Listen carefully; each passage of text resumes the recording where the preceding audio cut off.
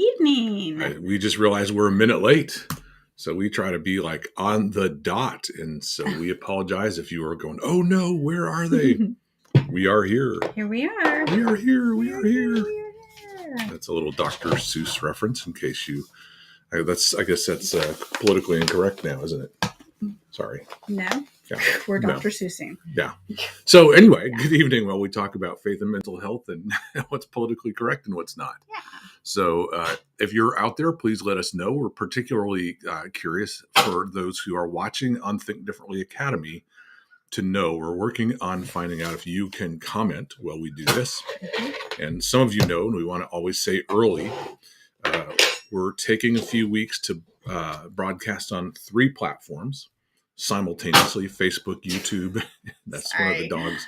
Nellie. Facebook, YouTube, and Think Differently Academy. Hi, Alicia. And while we're doing that, we're preparing to move exclusively to Think Differently Academy, but we want to make sure you guys have the opportunity and ability to interact from that particular platform. So if you are on Think Differently Academy, see if you can comment. If not, hello, Beth. Can see it on the app, but can't comment. Nah. We're halfway there, right, Beth? 2 weeks ago, you couldn't see it on the app. You couldn't even get the app. Am I remembering right? So our team is working feverishly on that. In fact, they may be watching tonight. Jason said he might try to get on and figure that out. Right, but yeah. Anyway, we're going to go ahead and broadcast as we usually do. We are on part 2 of our series on faith and mental health, which we're pretty excited about. This, Yeah. It's obviously something we do Dana. with our livelihood. Oh, Dana, California. We've got California. We've got 2 Californias on because Abby's here too. Hi, Abby. And so Alicia also says on both, but not able to comment on the app. Okay. Well, we learn as we go, and we will continue to work towards being able to do that because it is our desire to eventually be exclusively on the Think Differently Academy platform, but we will not leave you guys hanging. As soon as the technology lets us do that, that's where we'll be. Hi, I'm going to try something. Oh. Y'all keep going. Okay, I'm going to keep talking. And so we have begun the series last week on faith and mental health. And last week we talked about the importance of the congruence of models with the gospel. In other words, a lot of times people don't realize that, therapy is not a one size fits all. If you go to one therapist and the therapist next door, sometimes even within a particular counseling center, people are trained in different ways and therefore have different models of training. And a model would include what's true about the human soul, what's true about the nature of psychopathology, the nature of change, and the nature of health as a result. And so not all models are congruent with what we would consider to be the way that the gospel functions. And so we talked last week about the importance of a model. I'm clinically trained, academically trained as a marriage and family therapist. And when people ask my input about education, one of the things I tell them is that I feel like marriage and family therapy as a discipline, as a construct, is one of the more congruent with the gospel. Not only that, but it also takes into consideration multiple facets. Good grief, you guys are jumping on fast. Heather's here. Betty's here.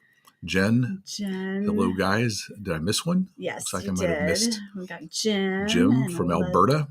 Elizabeth. Praying for you guys in Canada. Things are a little bit wild up there. Yeah. And we are all keeping our eyes and our hearts towards you guys up there.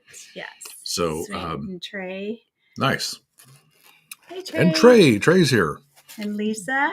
Trey's my friend. Some of you guys saw that I went with Trey to see Jordan Peterson and had tons of great feedback about that. It was quite a night, wasn't it, Trey? And talking about mentally and stimulating in lots of other different ways. So anyway, so we talked about the importance of models.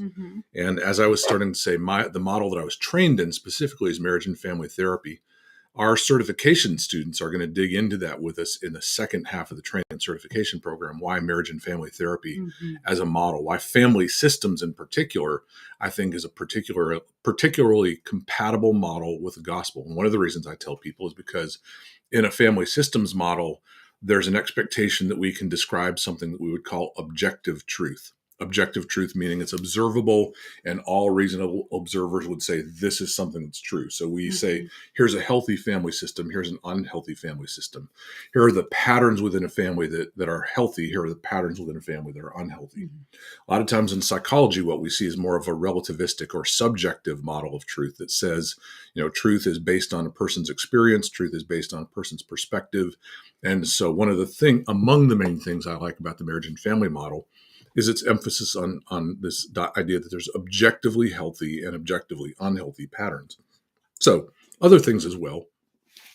Tonight's point is not then to talk about the model, but I just wanted to kind of rehash a little bit of what it is that we believe. And South Carolina, nice. April, Lisa, Lisa's here. Anne, Eliza. Man, some old and some new. So, I mean, some veterans and some new. We're all young at heart, of course. So there's no old viewers, but we're all veteran viewers, right? Is anybody, and if you don't mind, is anybody watching on YouTube? I'm pulling it up on YouTube and I'm not seeing it live right now. Is anybody, and Mary, hi Mary from Michigan. Hello, Mary. Yeah. Okay. Anyway, if you're on YouTube, if you could comment, but marriage and family therapy, Beth, if that's a question. It's my degree is actually a master's of marriage and family therapy, so MMFT, and it's really an entire discipline of counseling. It's a counseling model that's systems based and communications based. From Indiana. Awesome. Wow, we're covering the country and the globe. Yes. Anyway, so I'll keep trying to march through this. So last week we talked about the importance of discovering a model that's congruent with the gospel. And essentially what we talked about is the importance of recognizing that identity is a central focus, that as we talked about from the quote from Carl Jung, that a lot of folks have a greater problem with their avoidance of pain than actually with the pain that they're trying to avoid. And so what we see is that the human reaction to dysfunction sometimes creates a higher level of dysfunction. The way the marriage and family therapist would say it is that sometimes the solutions, the attempted solutions to our problem are a greater problem than the problem we're actually dealing with. And so kind of a way